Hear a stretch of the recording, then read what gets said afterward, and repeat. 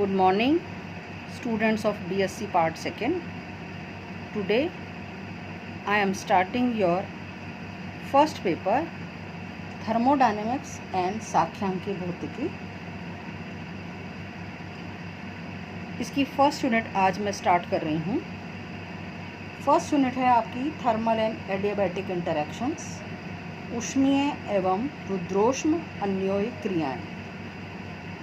इस यूनिट को पढ़ने से पहले आपको थर्मोडायनेमिक्स की कुछ टेक्निकल टर्म्स के बारे में पता होना ज़रूरी है.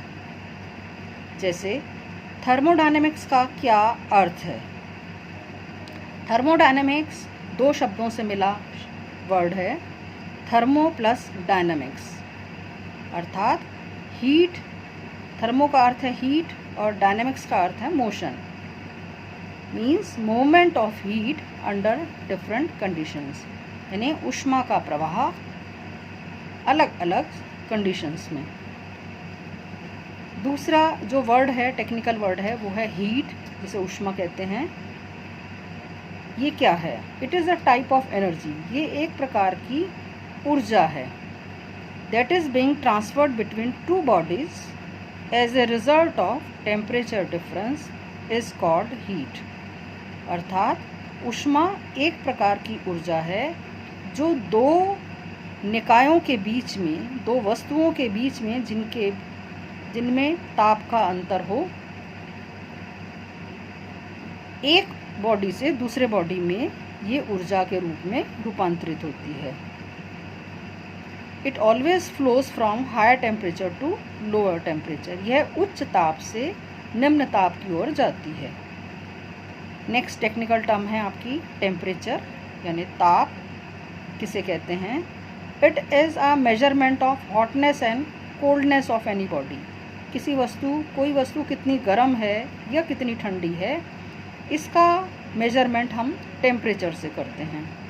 So it is a scalar quantity. ये अदिश राशि है जिसकी SI यूनिट हम केल्विन में लेते हैं. नेक्स्ट टेक्निकल टर्म है आपकी सिस्टम, यानी निकाय किसे कहते हैं. Any system of matter which is considered as separated from its surrounding is called a system. यानी निकाय किसे कहते हैं. जैसे उदाहरण के लिए एक पिस्टन के अंदर हमने कोई गैस ले रखी है, तो वह हमारा क्या है, निकाय है. और उसके आसपास जो वातावरण है उसे हम कहते हैं सराउंडिंग्स. वो सराउंडिंग्स जो उसके बिहेवियर को इन्फ्लुएंस करती है उसे हम सराउंडिंग कहते हैं. नेक्स्ट, दो प्रकार के निकाय होते हैं. According to the number of particles there are two types of the systems. अणुओं की संख्या के आधार पर निकाय दो प्रकार के होते हैं. पहला है आपका माइक्रो सिस्टम, जिसे हम सूक्ष्म निकाय. दूसरा कहते हैं हम मैक्रो सिस्टम, जिसको कहते हैं हम स्थूल निकाय. There are two methods through which the macro system can be studied. Macro system को स्टडी करने के लिए दो प्रकार की विधियों का प्रयोग किया जाता है. पहली विधि है आपकी थर्मोडायनेमिकल मेथड, जिसे हम ऊष्मागतिक विधि कहते हैं. दूसरी है आपकी स्टैटिस्टिकल मेथड, जिसे हम सांख्यिकी विधि कहते हैं. ऊष्मागतिक विधि के अंदर हम एक्सटर्नल पैरामीटर्स, निकाय के प्राचाल जैसे प्रेशर, वॉल्यूम, टेम्परेचर और इंटरनल एनर्जी U का अध्ययन करते हैं. यहाँ हम उसके एनर्जी लेवल्स के बारे में बात नहीं करते हैं, केवल एक्सटर्नल पैरामीटर्स की बात करते हैं, यानी प्रेशर की, वॉल्यूम की, टेम्परेचर की और इंटरनल एनर्जी की. इनको नाप कर, इनका मेजरमेंट करके हम निकाय का अध्ययन करते हैं. नेक्स्ट है, यहाँ से आपकी यूनिट स्टार्ट हो रही है. अब फर्स्ट आर्टिकल है आपका इंटरैक्शंस ऑफ मैक्रोस्कोपिक सिस्टम. स्थूल निकायों में अन्योय क्रिया. Here consider two macroscopic system. माना A व A' दो मैक्रोस्कोपिक यानी स्थूल निकाय हैं. A स्टार A व A' से बनने वाला संयुक्त निकाय है, यानी कंबाइंड सिस्टम है. Let us assume the energy is exchange between the A and A dash. माना ए व ए डैश जब संपर्क में आते हैं तो उनके बीच में अन्योन्य क्रिया से एनर्जी का एक्सचेंज होता है, यानी एनर्जी का आदान प्रदान होता है। Let before interaction the energy of A and A dash is E I N E I dash. अर्थात ए व ए डैश की इंटरेक्शन से पहले, अन्योन्य क्रिया से पहले ऊर्जा ई आई और ई आई डैश है, एंड आफ्टर इंटरेक्शन, इंटरेक्शन के बाद ऊर्जा E F and E F dash है। According to energy conservation rule, ऊर्जा के संरक्षण नियम के आधार पर क्रिया से पहले, अन्योन्य क्रिया से पहले की दोनों निकायों को मिलाकर कुल ऊर्जा इंटरेक्शन के बाद की कुल ऊर्जा के बराबर होती है। So therefore E I plus E I dash is equal to E F plus E F dash. E I को आप राइट साइड में ले जाएं, ई आई को आप इधर ले आएं।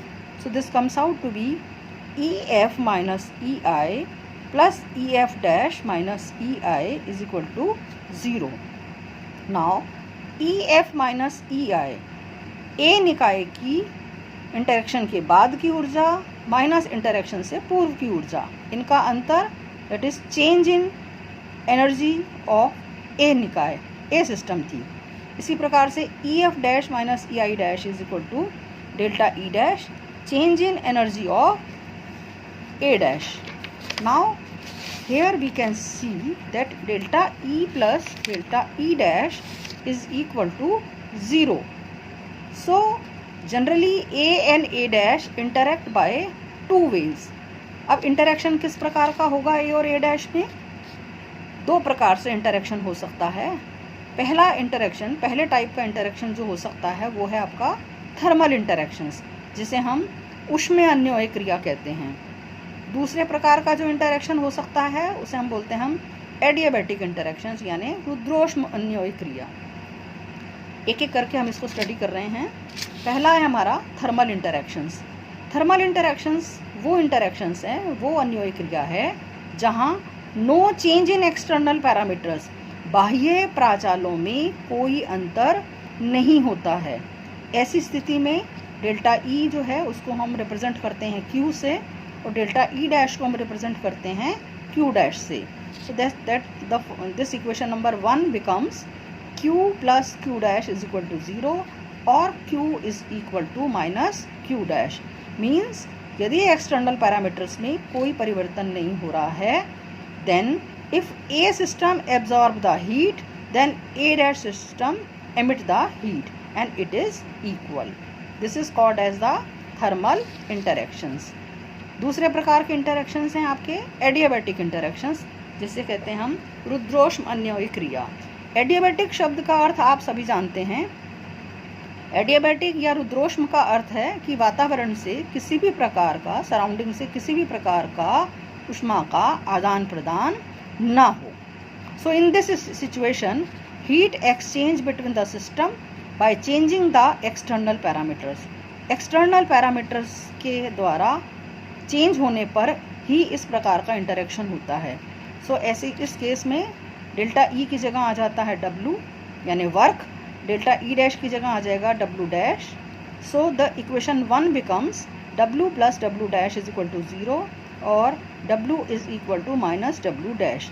Means if a work is done by the system, then work is other system has done by the system। यानी यदि एक सिस्टम के द्वारा कार्य किया जा रहा है तो दूसरे सिस्टम के ऊपर कार्य होगा। So and the work is done कैसे होगा? Work is done at the cost of its internal energy.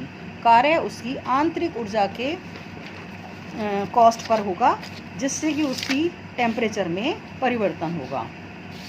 अर्थात एक निकाय द्वारा किया गया कार्य दूसरे निकाय पर किए गए कार्य के बराबर होता है। इस प्रकार के इंटरेक्शन को रुद्रोष्म या एडियाबैटिक इंटरेक्शन कहते हैं। नेक्स्ट है जनरल इंटरेक्शंस, जिसे बोलते हैं हम व्यापक अन्योन्य क्रिया।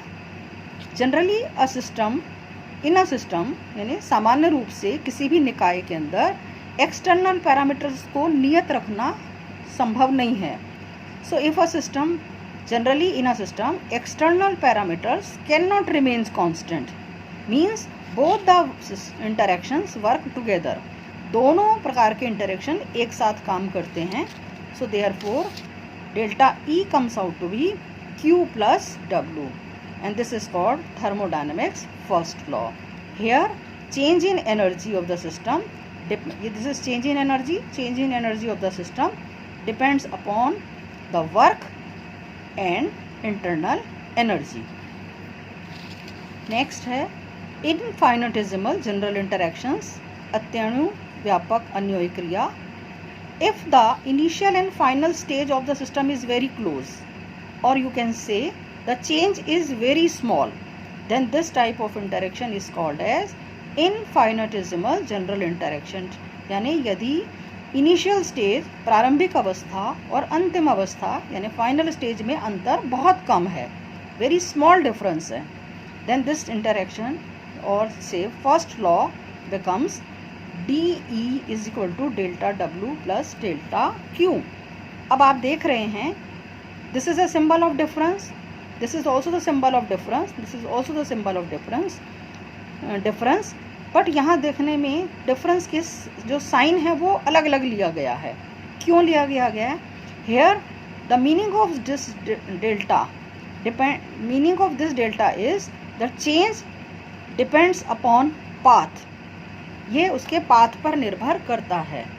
Where is in DE this difference depends only on the initial and final position, it doesn't depend on the path.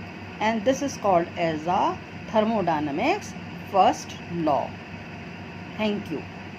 अगले लेक्चर में हम आगे कंटिन्यू करेंगे. ये आर्टिकल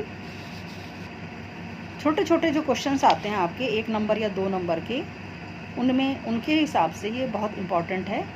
तो जनरल इंटरेक्शंस पर बहुत बार एग्ज़ाम में सवाल पूछे जाते हैं. सो इन सबको आप अच्छे से तैयार कर लीजिएगा. नेक्स्ट लेक्चर में फिर मिलते हैं. Thank you.